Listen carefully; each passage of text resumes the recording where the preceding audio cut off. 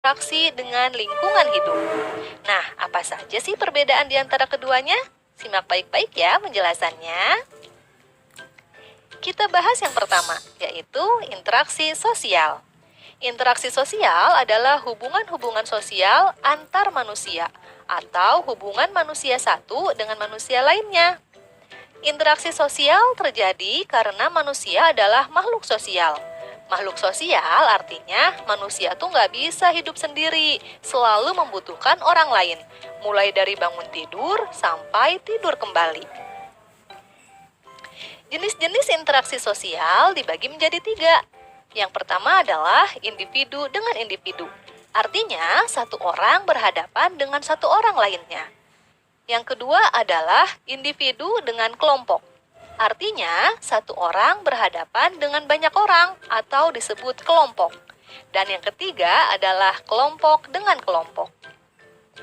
Agar kalian lebih memahami jenis interaksi sosial, berikut Ibu berikan contoh-contohnya. Yang pertama, ada contoh interaksi sosial individu dengan individu atau satu orang dengan satu orang lainnya, yaitu ketika bertegur sapa dengan teman, berjabat tangan, kemudian ibu berbicara dengan anaknya, dokter memeriksa pasiennya, kasir melayani pembeli, atau ibu warung melayani kalian ketika sedang jajan. Dan polisi memberi petunjuk jalan kepada orang yang sedang mencari alamat.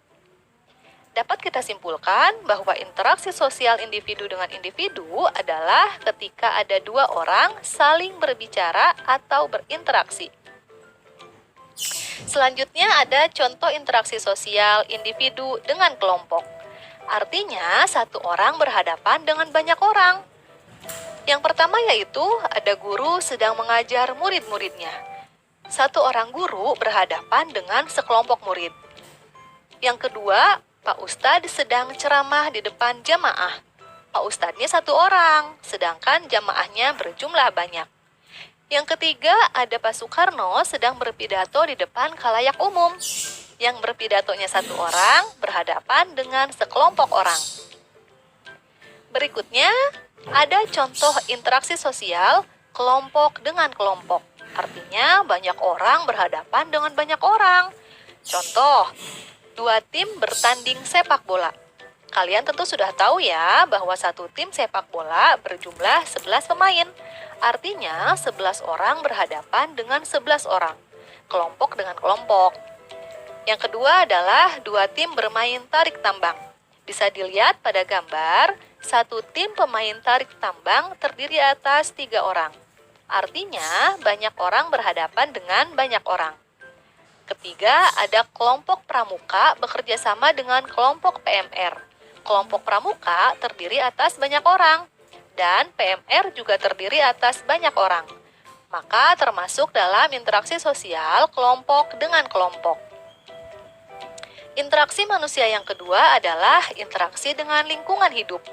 Interaksi dengan lingkungan hidup merupakan interaksi antara manusia dengan lingkungan yang terbentuk secara alami.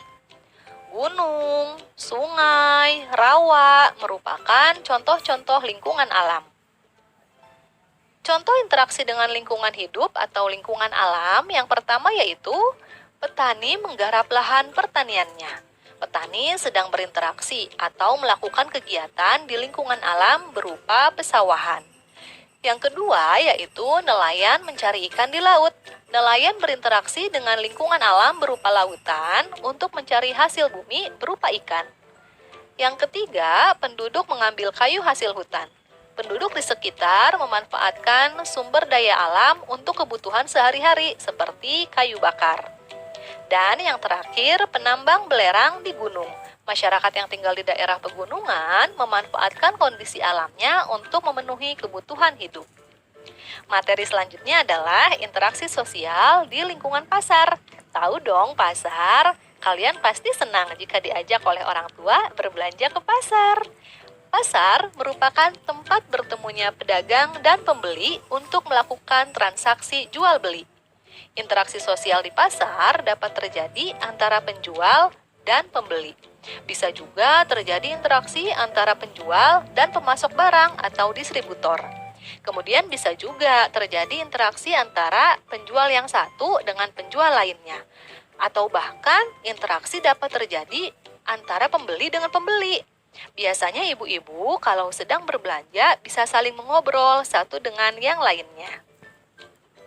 Penjual dan pembeli yang ada di pasar berasal dari berbagai suku, agama, dan tingkat sosial ekonomi. Oleh karena itu, dalam melakukan interaksi sosial diperlukan rasa toleransi dan tenggang rasa yang tinggi agar kerukunan tetap terjaga. Sudah dijelaskan pada slide sebelumnya bahwa dalam interaksi sosial perlu adanya sikap toleransi dan tenggang rasa. Toleransi adalah suatu sikap saling menghormati dan menghargai antar kelompok atau antar individu dalam masyarakat atau dalam lingkungan lainnya.